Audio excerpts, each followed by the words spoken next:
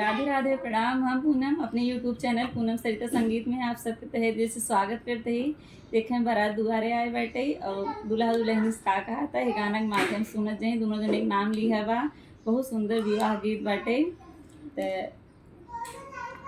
बाबा के बगिया में बोलेला कोयलिया, अरे सुगना बोलेला बेनु सर रे ललनवा, अरे सुगना बोलेला भेनु सर रे ललनवा।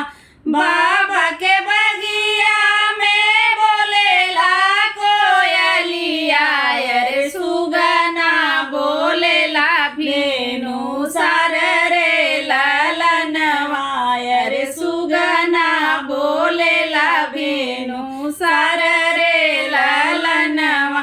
बाबा के बगिया में उतरे उजाला राम, पूछे ले बात बेदियाई रे ललनवा, अरे पूछे ले बात बेदियाई रे ललनवा।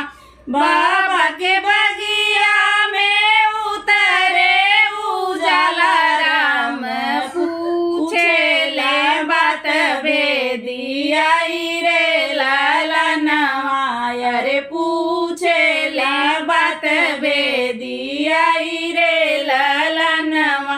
राम रसोइया से निकली दीपिका दे, दौड़ल बगिया में जाई रे ललनवा, अरे दौड़ल बगिया में जाई रे ललनवा।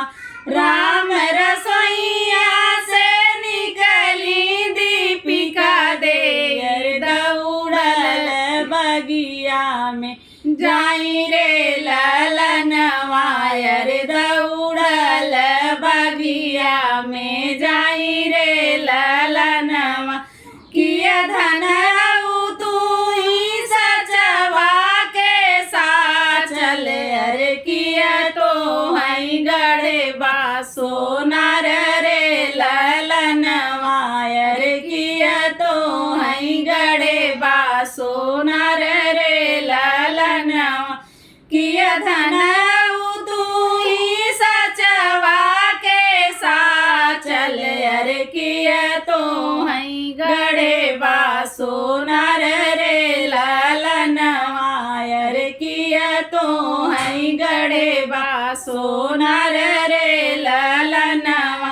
नहीं हम हई प्रभु सचवा के साचल, अरे नहीं हम हई गड़े बासो नार रे ललनवा, अरे नहीं हम हई गड़े बासो नार रे ललनवा। नहीं हम हई प्रभु सचवा के साचल, अरे नहीं हम हई गड़े बासो नार रे ललनवा, अरे नहीं हम हई गड़े बासो नार रे ललनवा। अमरनियवा के कोखिया जनमली, अरे भैलिया लपसु कुंवर रे ललनवा, अरे भैलिया लपसु कुंवर रे ललनवा। अमरनियवा के कोखिया जनमले, अरे भैलिया लपसु कुंवर रे ललनवा, अरे भैलिया लपसु कुंवर